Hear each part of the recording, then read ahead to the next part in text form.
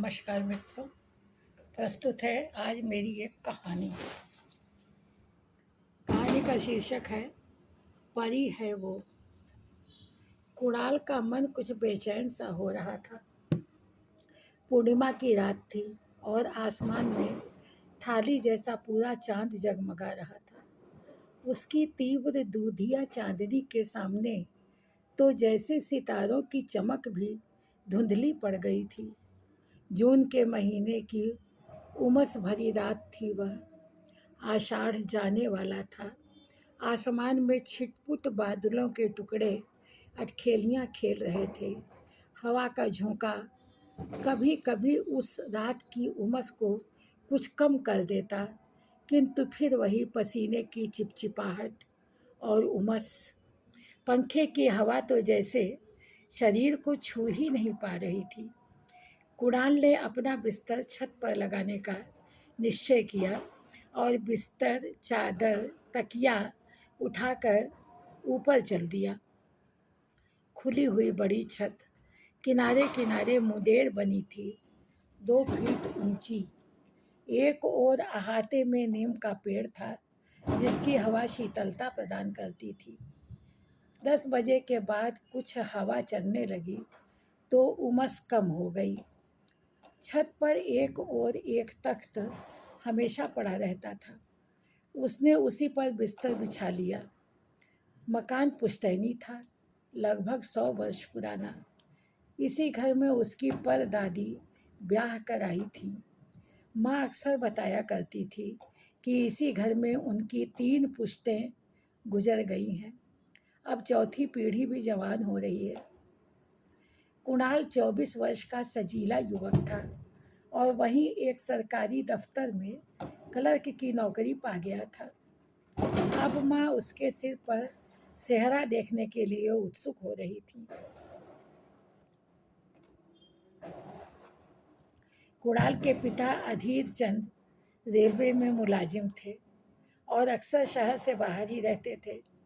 घर पर अकेली माँ और उनका इकलौता बेटा कुणाल ही होते थे। एक नौकरानी की दुनिया जो सुबह शाम आकर घर की सफाई और बर्तन आदि कर जाया करती थी। घर के एक कमरे में भगवान का सिंहासन रखा हुआ था, जिस पर संगमरमर की राम दरबार की मूर्तियां सुशोभित थीं। माँ अपना अकेलापन दूर करने के लिए अपना ज़्यादातर समय पूजा वाले घर में ही बिताया करती थी। खुले में सोने का अभ्यास न होने के कारण वे भयंकर गर्मी में भी कमरे में या बहुत हुआ तो बरामदे में सो जाया करती थी। पूजा का कमरा घर के मध्य में होने के कारण चारों ओर से घिरा हुआ था। गर्मियों में भी वहाँ ठंडक रहती थी। माँ अक्सर वहीं एक और चटाई डालकर पड़ी रहती। उस दिन भी पूजा के कमरे में ही वे सो गई थीं। कुणाल छत पर बिछौने पर लेटा पूरे चांद और बादलों की अटखेलियाँ देख रहा था। हवा चलने से मौसम बहुत अच्छा हो गया था। नीम के पेड़ से छूकर आने वाली हवा जैसे तापहरण का कार्य कर रही थी। न जाने वह किन ख्यालों में खोया हुआ था। बादलों के छोटे छोटे टुकड़े हवा पर तैरते हुए इधर से उधर जा रहे थे। एक बड़े से टुकड़े ने चांद को थोड़ी देर के लिए अपने में छुपा लिया। कुणाल ने आंखें बंद कर ली। कुछ क्षणों बाद देखा, बादलों के पीछे से चांद फिर झांकने लगा था। उसे मुग्ध दृष्टि से निहारता हुआ कुणाल अचानक ही चौंक पड़ा। वह क्या था? उस बड़े बादल के पीछे 2 बड़ी बड़ी झील जैसी नीली और गहरी आंखें। कौन है वहाँ? कोई तो निश्चित रूप से है वहाँ, या शायद उसे दृष्टि भ्रम हो रहा है। बादल के उस सुरमई टुकड़े के पीछे से झांकता हुआ वह सांवला सा चेहरा, हाँ, कोई सांवली सी लड़की ही थी वह। आकाश में उड़ते बादलों के टुकड़ों पर अटखेलियाँ कर रही थी वह। कभी एक बादल पर से झांकती, कभी नीचे उड़ते दूसरे बादल पर कूद पड़ती। कितनी प्यारी थी उसकी सूरत, गहरी नीली आंखें। आंखें खोलती तो जैसे उजाला हो जाता था। वह देर तक उसे देखता रहा। मन में एक ही प्रश्न कौंधता रहा, कौन है वह? तभी एक छोटे से बादल पर बैठी वह इतनी नीचे आ गई कि उसकी आकृति स्पष्ट दिखाई देने लगी। मध्यम कद और सुंदर नाक नक्श वाली सांवली सी लड़की थी वह। चेहरा आकर्षक और आंखों में अजीब सा सम्मोहक खिंचाव। कितनी ही देर तक वह उन आंखों के आकर्षण में बंधा हुआ मुग्ध सा देखता रहा। फिर उसी सुंदर रूप को जैसे आंखों में उसने बंद कर लिया। तब उसके मन में एक ही इच्छा थी, काश यह मेरे साथ होती। रात के अंधेरे में उसने करवट ली तो जैसे पास में किसी के होने का एहसास हुआ। कौन कौन है? उसने हाथ बढ़ाकर टटोला तो अरे, यह तो कोई लड़की है। जवान जिस्म की महक जैसे इसके स्पर्श के साथ ही अस्तित्व में घुलती चली गई। तुम परी हो ना, वही आसमान वाली? व्याकुल मन ने प्रश्न किया और हल्की सी खिलखिलाहट गूंज उठी। हाँ, वही हूँ मैं, तुम्हारी परी। तुम मेरे इतने पास हो तुम कि मैं तुम्हें छू सकता हूँ, बाहों में भर सकता हूँ। यही तो चाहा था तुमने। वह मुस्कराई। बहुत सुंदर हो तुम, कुणाल के होठों से निकला। सुंदर या काली कलूटी? हाँ, सांवली तो हो तुम, लेकिन श्यामता इतनी मोहक, इतनी मुग्धकारी होती है, यही तो मैं नहीं जानता था। सच कह रहे हो? हाँ, बिल्कुल सच। बहुत प्यारी हो तुम। क्या कहूँ तुम्हें? कुणाल ने उसने अपनी बाहों में भींचते हुए पूछा। परी, परी हूँ मैं। ओह, सचमुच परी ही हो तुम। तुम्हारी नीली नीली आंखें जैसे दो जगमगाते हुए नीलम। नीलम परी हो तुम, मेरी नीलम परी। वह बड़बड़ाया और उसे अपने आगोश में भरकर उसने अपनी आंखें बंद कर लीं, जैसे सारी कायनात उसके श्यामल नेत्रों में आ समाई। धूप निकल आई, सूरज सिर पर चढ़ाया। माँ सुबह उठकर अपनी पूजा पाठ समाप्त करके चाय नाश्ता तैयार कर चुकी। तब तक भी कुणाल दिखाई नहीं दिया तो झुनिया से बोली, जाकर ऊपर तो देख, अभी तक सो ही रहा है शायद। अम्मा, रात कितनी गर्मी थी, इसीलिए देर में सोए होंगे कुणाल भैया, झुनिया ने उत्तर दिया। लेकिन अब तो 8:30 बज गए, जाके उठा दे उसे। ऑफिस नहीं जाना है क्या? झुनिया ने छत पर जाकर देखा तो कुणाल बेखबर सो रहा था। उसे जगाकर वह नीचे जाकर बोली, अब हम जाते हैं अम्मा, कुणाल भैया को आवाज़ दे दिए हैं, अभी आ जाएंगे। यह कहकर वह चली गई। उस दिन से कुणाल की पूरी दिनचर्या ही बदल गई थी।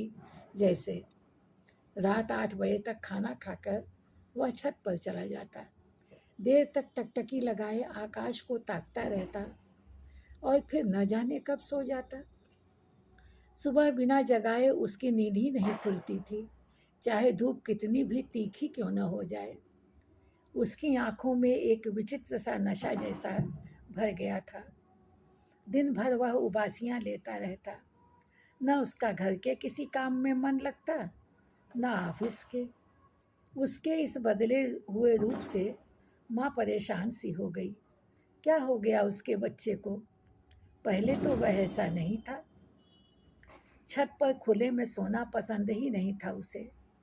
माँ नीचे पूजा के कमरे में सोती तो वह बरामदे या आंगन में अपनी बसखट बिछा लेता।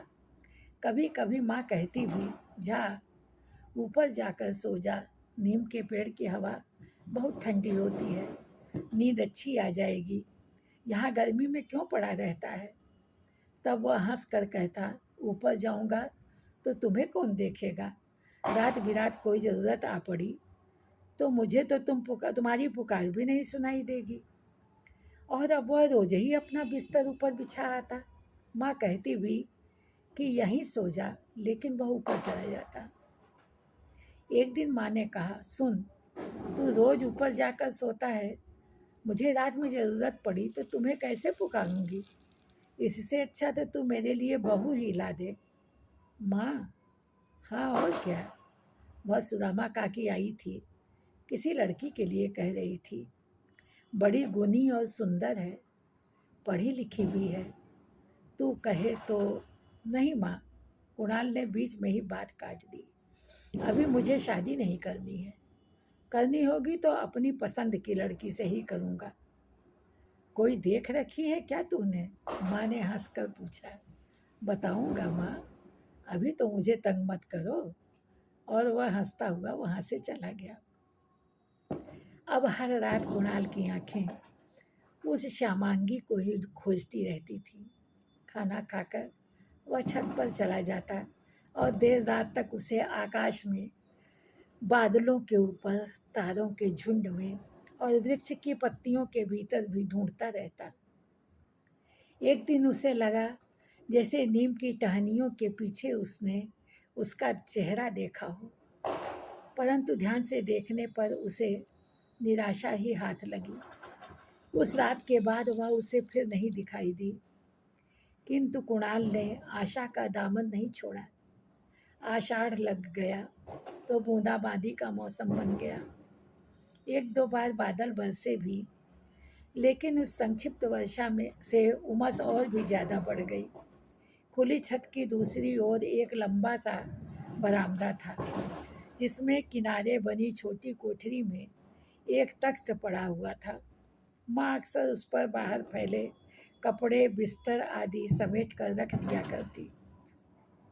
बरामदे में भी एक तख्त बिछा हुआ था।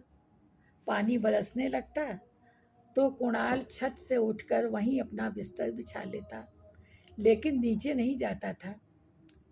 माँ को समझाने के लिए वहीं उसने एक छोटी सी मेज लगाकर टेबल लैंप रख लिया था और दो चार फाइलें, पेन वगैरह भी।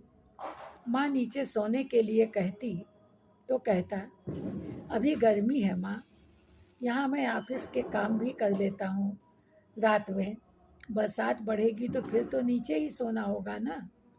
और माँ चुप रह जाती। उस दिन ऑफिस से लौटते समय एक नन्ही बच्ची को गजरे बेचते देखकर उसने एक मोगरे की वेणी खरीद ली। उसे बैग में डालते हुए वह सोचने लगा, क्या करेगा इसे। माँ तो वेणी लगाती नहीं।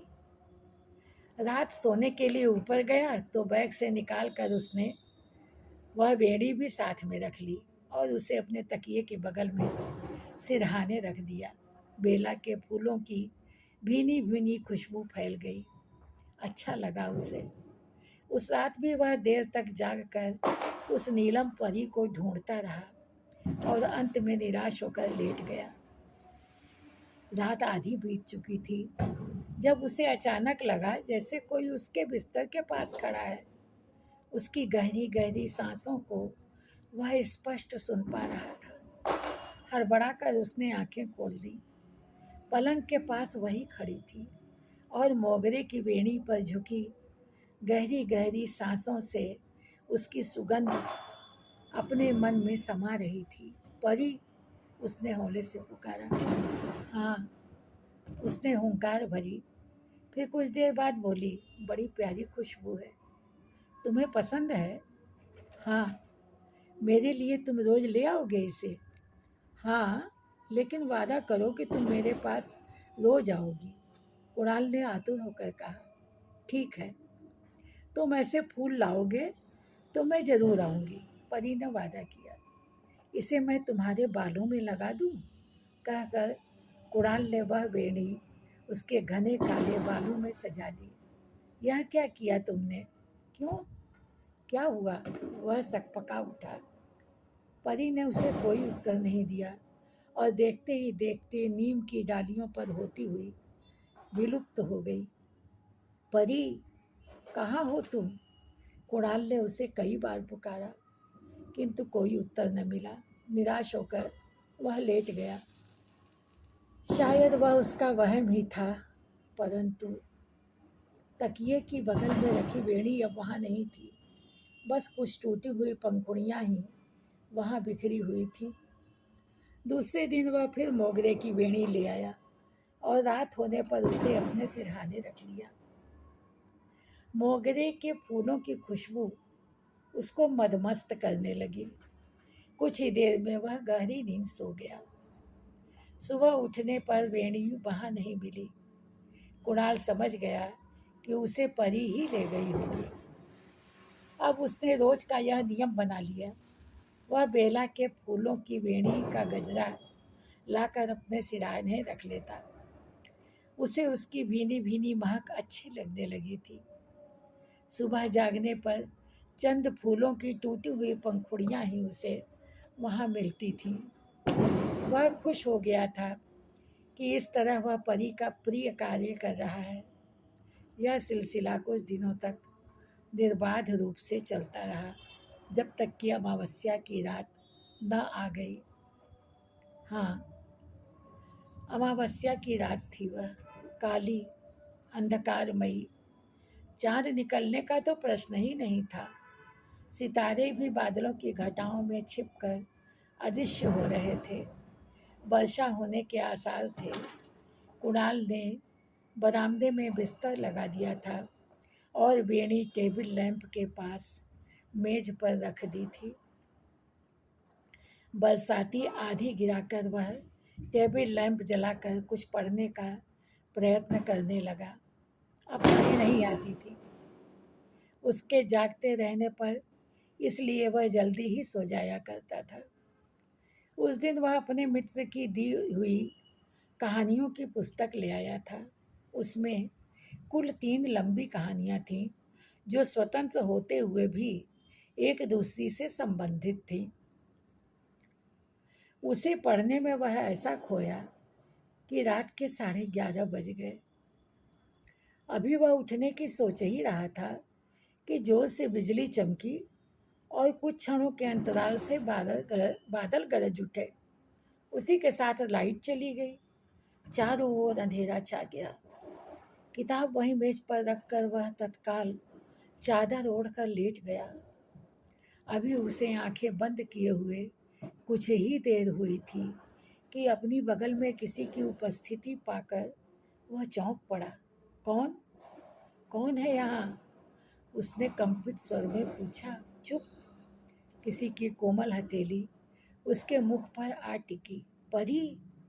कुणाल फुसफुसाया। हाँ, बहुत अंधेरा है बाहर, पानी बरस रहा है, मुझे बहुत डर लग रहा है।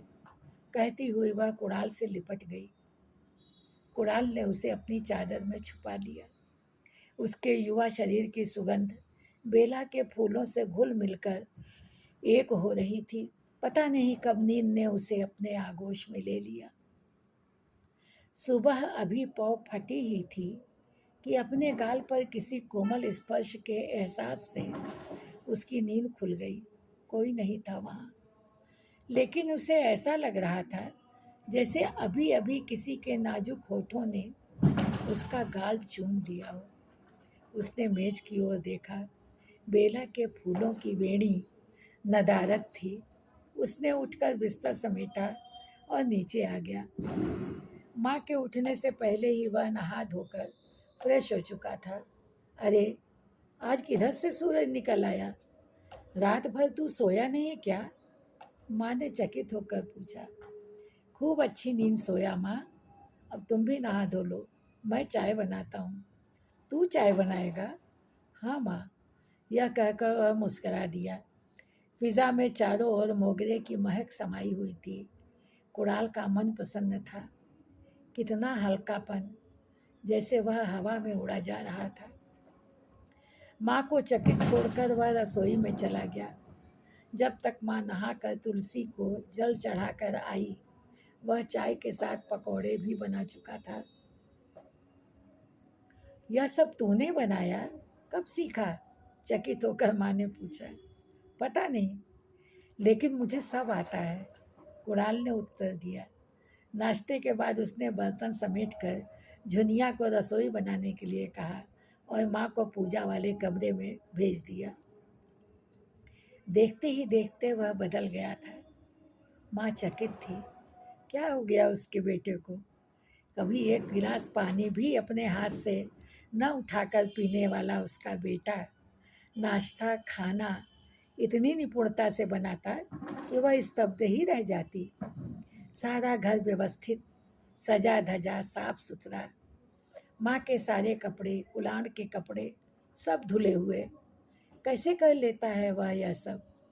घर को जैसे किसी सुघर गृहिणी ने संवार दिया था। समय पर दफ्तर जाना, सारे काम निपटाना और झुनिया के सहयोग से घर के काम संभालना, वह भी बिना थके, बिना दुखी हुए या बिना आलस किए। कभी कभी माँ कुणाल का हंसता मुस्कुराता चेहरा और उसकी इस दक्षता को देखकर डर जाती थी। उन्हें लगता जैसे वह उनका बेटा कुणाल नहीं है, कोई और ही है। एक और बात जो माँ ने नोटिस की थी वह यह कि वह कभी पूजा वाले कमरे में नहीं जाता था। वह कमरा और भगवान के काम भी माँ ही करती थी। पूजा करने के बाद वे उसे प्रसाद देती तो वह कहता, रख दो माँ, अभी ले लूँगा, और फिर बिना प्रसाद लिए ही दफ्तर चला जाता। कभी झुनिया से कहता, वहाँ प्रसाद रखा है, ले ले। क्यों करता है वह ऐसा? नास्तिक जैसा तो वह पहले भी था, लेकिन प्रसाद खा लेता था। कभी कभी माँ के आग्रह पर पूजन सामग्री भी ला देता था और उसके लिए व्रत आदि में फलाहार भी बना दिया करता था। परंतु अब वह पूजा संबंधी कार्यों से कट जाता था। कहता, घर बाहर के सारे काम तो करता हूँ माँ, पूजा पाठ के लिए तुम हो ना। वह कहती भी तो क्या कहती। जीवन की गाड़ी अच्छी तरह चलने लगी थी। कुणाल का प्रमोशन भी हो गया था। आर्थिक स्थिति भी अब उनकी पहले से बेहतर हो गई थी। एक दिन फिर सुदामा काकी उनके घर आई। वह फिर कुणाल के लिए रिश्ता लेकर आई थी। लड़की की बहुत तारीफ करने के बाद बोली, यहीं पास के ही गांव की है, बीए पास है, एक बार देख लोगी तो मना नहीं कर पाओगी। ठीक है, मैं कुणाल से बात करके बताती हूँ, माँ ने कहा। उस दिन कुणाल के लौटने पर उन्होंने चर्चा की। आज फिर सुदामा काकी एक अच्छा रिश्ता लेकर आई थी। तू कब करेगा शादी? अब तो तेरा प्रमोशन भी हो गया है, तेरे सिवा और कौन है मेरा? तू हाँ कहे तो मैं बात आगे बढ़ाऊं। तेरे पिताजी तो तैयार ही हैं तेरी शादी के लिए। मेरे विवाह न करने से तुम्हें कोई कष्ट है क्या माँ? घर गृहस्थी का काम भी अब तुम्हें नहीं करना पड़ता, तो फिर किस लिए मेरी शादी करना जरूरी है? कुणाल ने बेरुखी से पूछा। बहू क्या घर के काम के लिए ही आती है? वह तेरी जीवन संगिनी होगी, तेरे दुख सुख की साथी होगी। हम दोनों की जिंदगी अब कितने दिन बची है? हमारे बाद वही तो तेरा साथ देगी। मुझे इसकी कोई ज़रूरत नहीं है माँ, मैं अपने जीवन से प्रसन्न हूँ, कुणाल ने उत्तर दिया और तेजी से घर से बाहर निकल गया।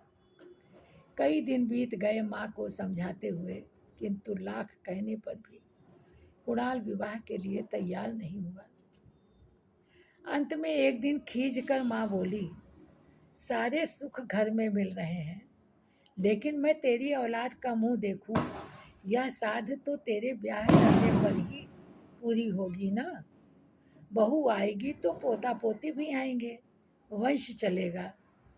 तू मेरी अकेली औलाद है, तेरे बाद यह वंश मिट जाएगा कुणाल। मेरी इतनी सी इच्छा तो पूरी कर दे कि मैं मरने से पहले अपने पोते का मुंह तो देख लूं। कोई मुझे दादी कहकर पुकारे, यह तो मेरी साध है, पूरी कर दे इसे। माँ की इस बात ने कुणाल को निरुत्तर कर दिया।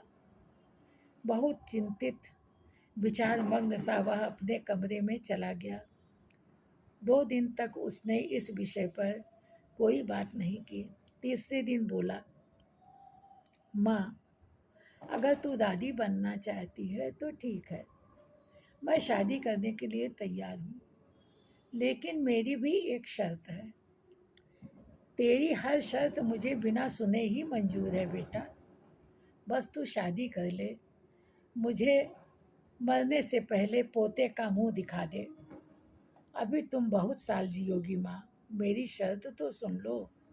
ठीक है, बता दो। पहली शर्त यह है कि मैं अपनी इच्छा से अपनी पसंद की लड़की से शादी करूँगा और अपनी इच्छा अनुसार ही करूँगा। ठीक है, मुझे मंजूर है। कुछ पल सोचकर माँ ने कहा। और दूसरी शर्त यह है कि हम अपनी मर्जी से अपने हिसाब से जिएंगे। तुम कभी हमें कुछ करने के लिए विवश नहीं करोगी। कुणाल ने दृढ़ स्वर से कहा। मुझे यह भी मंजूर है, तू विवाह कर ले। माँ ने स्वीकृति दे दी। 2 दिनों के बाद ही पूर्णिमा थी। उसी रात 11 बजे के बाद कुणाल जब घर आया तो उसके साथ दुल्हन के कपड़ों में लिपटी हुई एक युवती भी थी। यह परी है माँ, तुम्हारी बहू, कुणाल ने कहा। तूने शादी भी कर ली? हाँ माँ, तुमने ही तो कहा था। ओह, अच्छा अच्छा। वर वधू ने माँ के पांव छुए तो उन्होंने खुले मन से आशीर्वाद दिया। दूधों नहाओ, फूलों फलो, पूतों फलो, सदा सुखी रहो। कुणाल ने माँ को वधू के स्वागत की कोई विधि नहीं करने दी और न ही पूजा वाले कमरे में जाकर भगवान का आशीर्वाद ही लिया। बस वधू को लेकर वह सीधा अपने कमरे में चला गया। इस विवाह ने माँ को चकित तो बहुत किया, किंतु बेटे की मर्जी मानकर वह चुप रह गई।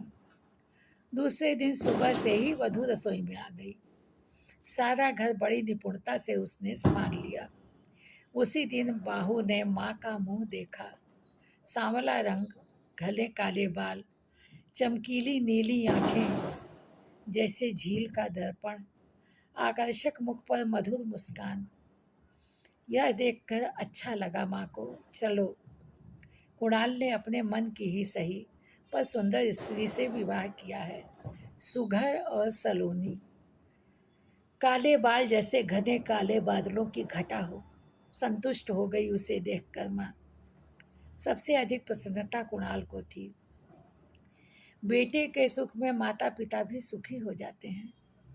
कुणाल के समान ही बहू भी पूजा के काम में रुचि नहीं लेती थी। वचन से बधी माँ उसे कुछ कह भी नहीं सकती थी, पर उनकी बड़ी इच्छा थी कि बहू उसके साथ भगवान के पूजन में भी भाग लिया करे।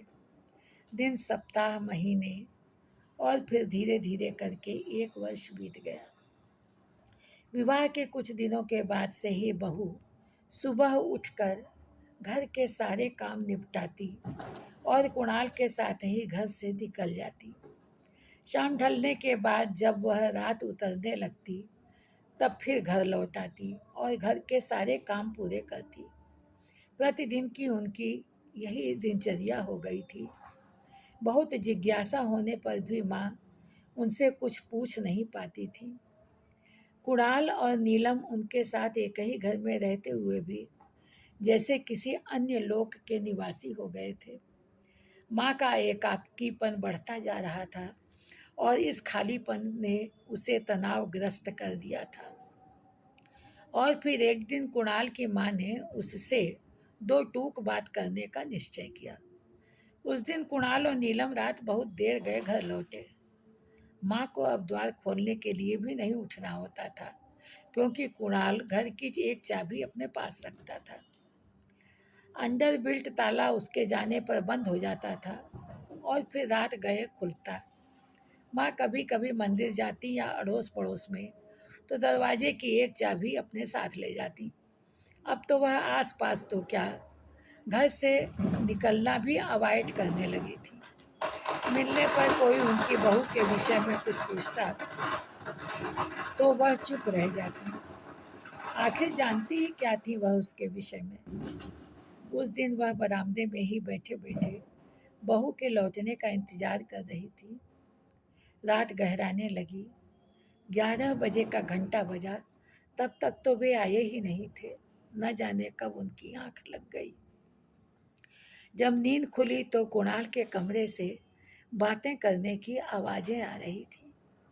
इस बीच जैसे कहीं कोई नवजात शिशु कुनमुना कर रो पड़ा, लेकिन तत्काल ही चुप भी हो गया। क्या हो रहा है यह सब? उत्सुकता से भरी माँ कुणाल के कमरे में जाने के लिए उठी थी, लेकिन उन्हें द्वार पर ही ठिठक जाना पड़ा। अंदर से बहू का स्वर स्पष्ट सुनाई दे रहा था। वह जैसे अपने आंसुओं को रोक कर कह रही थी, तुम समझते क्यों नहीं हो कुणाल? मैं यहाँ नहीं रह सकती। मुझे यहाँ से अब जाना ही पड़ेगा। लेकिन क्यों? इतने दिन से तुम मेरे साथ हो, मेरी पत्नी हो। यह अचानक ही जाने की बात किस लिए करने लगी? ऐसी भी क्या मजबूरी है जो? मजबूरी ही है, बहुत बड़ी मजबूरी।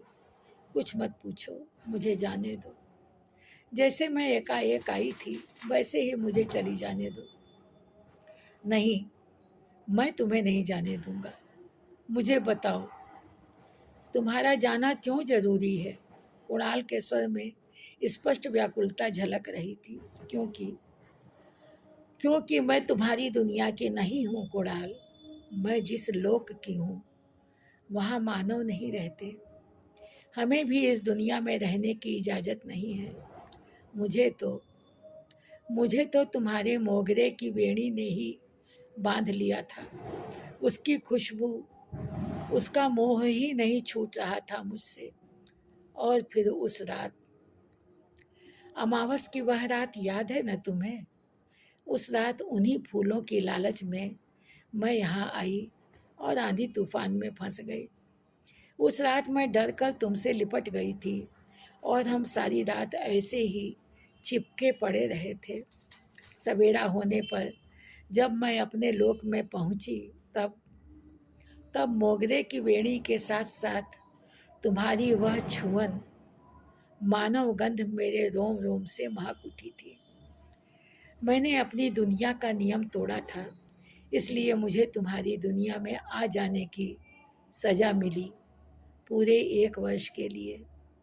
फिर कहाँ जाती मैं?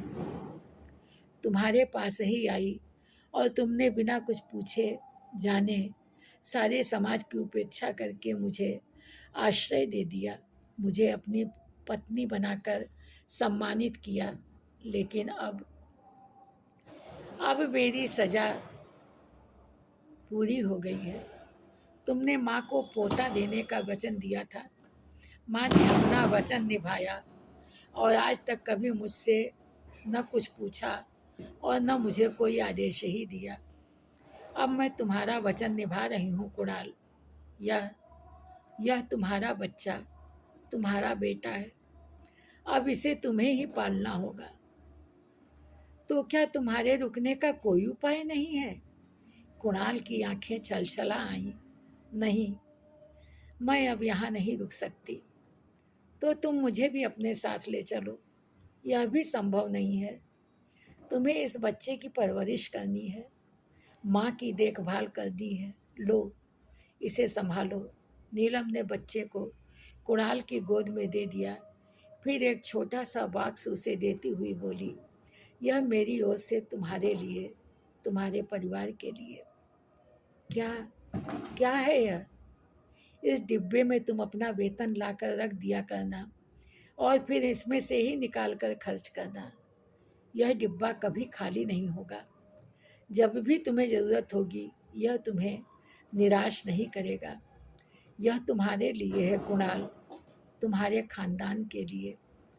खानदान से बाहर का कोई भी व्यक्ति यदि उसे चुरा भी लेगा, तो उसके लिए यह एक साधारण डिब्बा ही साबित होगा। यह कहकर उसने डिब्बा कुणाल के हाथ में दे दिया। अब माँ स्वयं को रोक नहीं सकी। कमरे में जाकर बोली, मत जाओ बहू। तुम्हारा बच्चा बड़ा होकर माँ के विषय में पूछेगा तो हम उससे क्या कहेंगे? इसे आप संभालिए माँ। जब यह पूछे तो कह दीजिएगा, परी है वो, परी। मित्रों, यदि यह कहानी आप लोगों को पसंद आई हो तो लाइक कीजिए, मुझे सब्सक्राइब कीजिए। ऐसी ही और भी मनोहर कहानियाँ लेकर मैं आपकी सेवा में उपस्थित होंगी। तब तक के लिए विदा, नमस्कार।